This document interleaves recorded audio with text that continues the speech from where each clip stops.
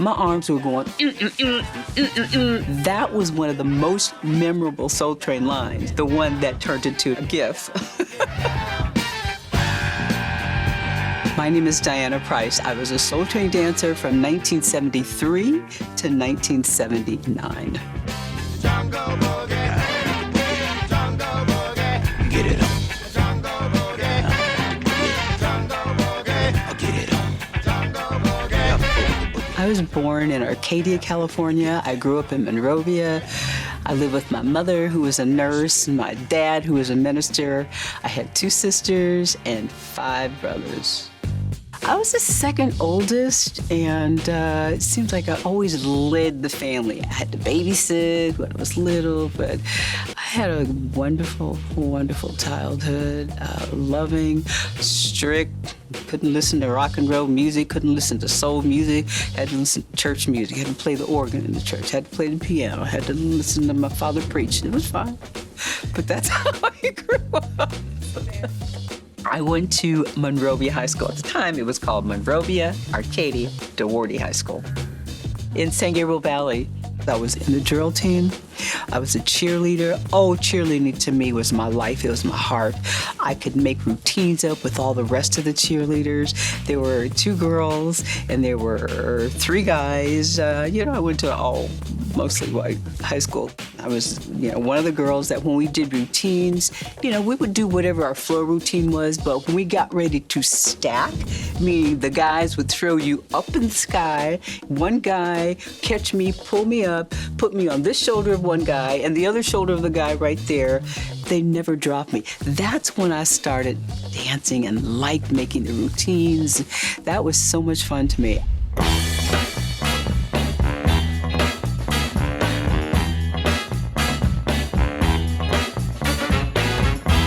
I hung out with some friends that danced on Soul Train. Wanda Fuller Robinson and Eddie Champion Cole. We were friends for a long time, and we hung out a lot. One weekend, we were hanging out, and Wanda says, "Hey, why don't you go down to the show with us and dance? We should have a good time." And I was like, yeah. I was just feeling it, really wanted to go on Soul Train. Then as I was and I was like, how am I gonna get past my dad? And how am I gonna get past my mother? And I was thinking all the time what to do, what to say. It worked out. I made one mistake. The first time I went to Soul Train, I put my little, what I thought was a cute outfit on, and walked out, "See you later." And my mother said, "Where do you think you're going looking like that?" And I had to go change my clothes. And I changed my clothes. I put them in my little bag, took them with me, and put them on as soon as I could. That's the last time I made that mistake. I would always be cute like she thought I should be and take my clothes with me. And that's how I got on Soul Train, Wanda and Eddie.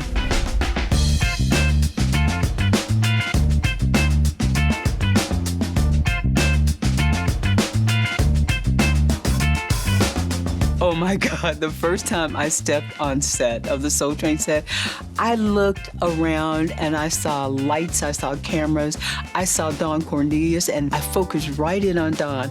I kept watching every move that Don would make, and I thought to myself, wow, Soul Train, this is something that I've always dreamed of wanting to be on, but I kept my eye on Don because I thought, wow, this man is a Black man. And at the time in our country, we needed a lot more joy and, happiness. And Soul Train was kind of that outlet. I saw a Black man doing a show that he owned. And I saw all these artists that were big-time artists. My name is Diana Price, and I noticed that Bill sounds a lot like Smokey. Is it natural, or do you try hard? Well, when I was 14, I tried. But Mind you, that was when I was 16. And I saw all these amazing dancers, fashionable, looking fabulous. I thought, this is just what we need right now. People that have some happiness and joy and career building, and all this was going through my mind at the same time. That was my first impression of Soul Train. We were creating a movement of dance, fashion, and music, and it was exciting.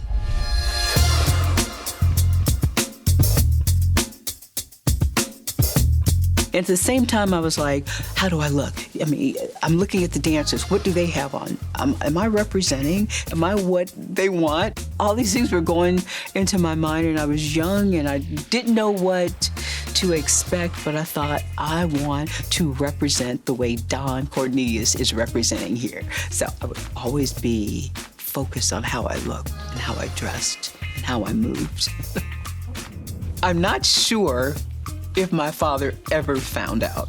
I think he probably did, but he never said anything to me like my mother did. My mother found out like almost immediately, because I would say, you know, Mom, I'm gonna make this outfit, and she knew I was gonna wear it on Soul Train. So she was so helpful. She made so many of my outfits, so many of them.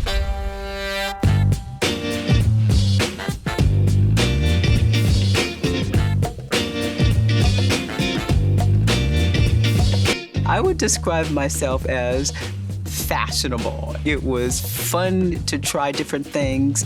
On the show, that was splashy because I love color, and I tried to be simple, chic, jovial. I felt fabulous when I was on the show. My whole vibe, I just felt that I was representing, so you need to look the part, you need to be the part, you need to embrace it and have that authenticity of music, of love, peace, and soul. I felt that on the show. I felt that that was who I am, and I was myself because I was always doing, you know, stuff like this, movements, and I do that even now today. And I felt that I was escaping in a way. So when I was on the show, it relaxed me. I felt like I could dance and be easy, and I didn't feel anything but open about my body, movements, and I could tell that Soul Train kind of opened me up a little bit, made me a better dancer, made me express myself better. I would be rocking some halter tops, and guess what? My partner, Billy, if I rocked a halter top, he would rock one too. We would both have on these little short sleeve t-shirts, jeans, matching. We would do that. And a couple of times I'd wear a cape, and I would wear bell bottoms, and one time I saw myself in a long dress. I said, what were you thinking? A long dress on the show.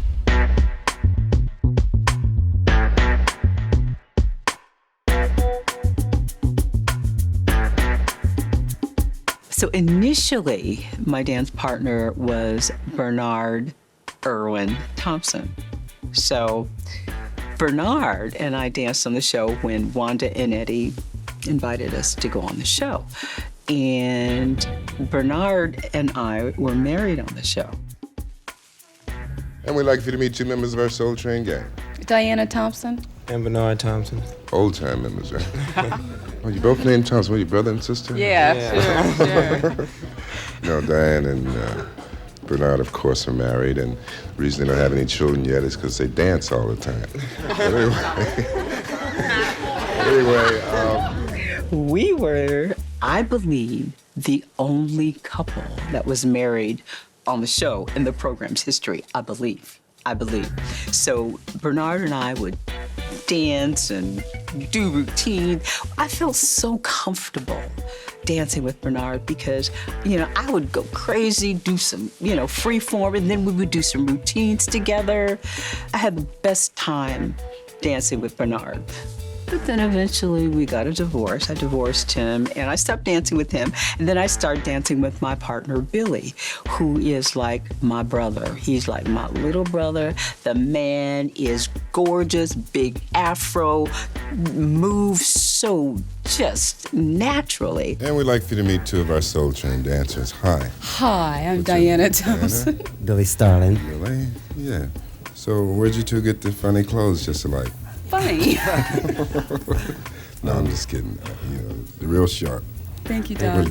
Do either of you make them up? Well, sometimes this is just a thing that we coordinated together. We fortunately found some things that sizes. And you seem to find, fortunately, some things every month, right? Yes, you noticed. Yeah, I noticed. I think we probably should give you two credit because a lot of kids are dressing alike now. I think you started it out, didn't you? Kind of. Don't say boo, everybody. Billy and I are on the cover of Nelson George, The Hippest Trip in America. So you can see how he just, he was such a joy to be with and to dance with. So those are my main partners, Bernard Thompson and Billy Starling. Billy Starling, rest in peace.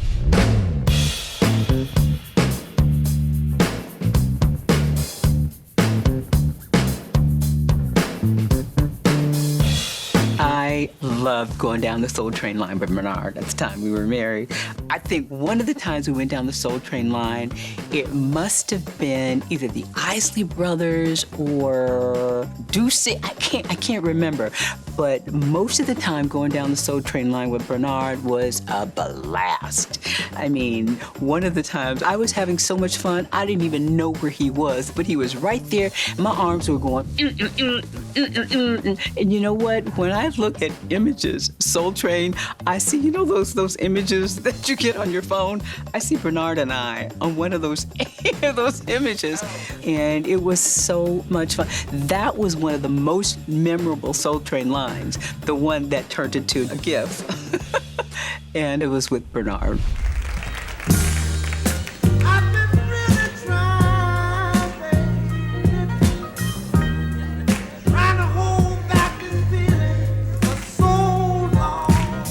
One of the most memorable moments for an artist performance for me was Marvin Gaye.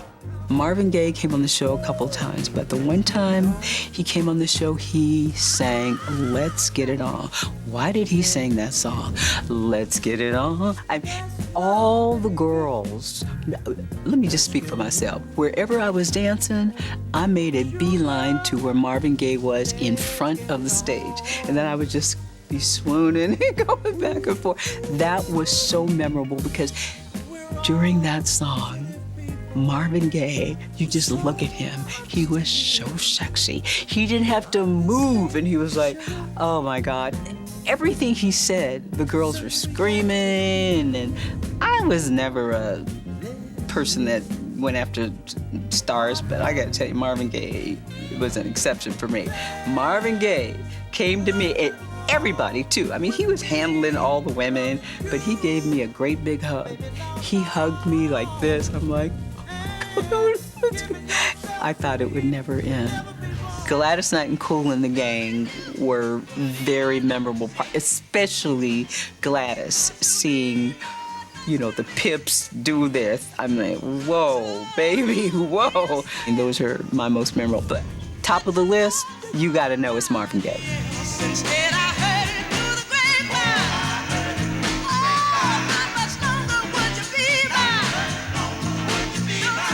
I wanted to be similar to Don Cornelius. I wanted to have my own. I wanted to do the things that I wanted to do because I came from a family of 8. You know, I had 2 sisters, there's 3 girls and 5 boys. My mother said, I don't have any money to pay your way through school, but you can do anything you want and you're gonna do it. So I had that ingrained in my brain all during Soul Train. So instead of going on the road like a lot of my friends did, and doing Japan and background dancing, I went to school. Every time there was a break in Soul Train, instead of going backstage hanging out with the artists, I'd make a beeline to my books. So when I stopped dancing on Soul Train, I went to college. I got a bachelor's degree in marketing, and then I got a master's degree in communications from the Annenberg School of Communications at USC. And I went to work for AAA, one of the largest travel agencies in North America. And I managed 14 international travel agencies. I had a full-on corporate career.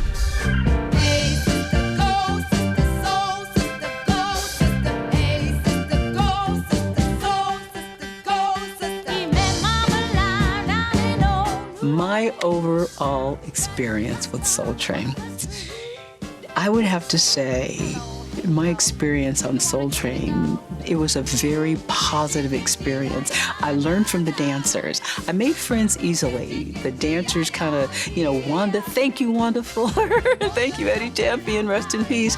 And thank you, Billy Starling. All these wonderful people kind of led me, helped me learn the ropes, helped me learn how to dance, told me what I look good in. Don't you wear that anymore? And I made a lot of good friends that I would never, ever have met had it not been for Soul Train. I would do it again. I can't tell you how much Don influenced the fact that I'm running my own business today.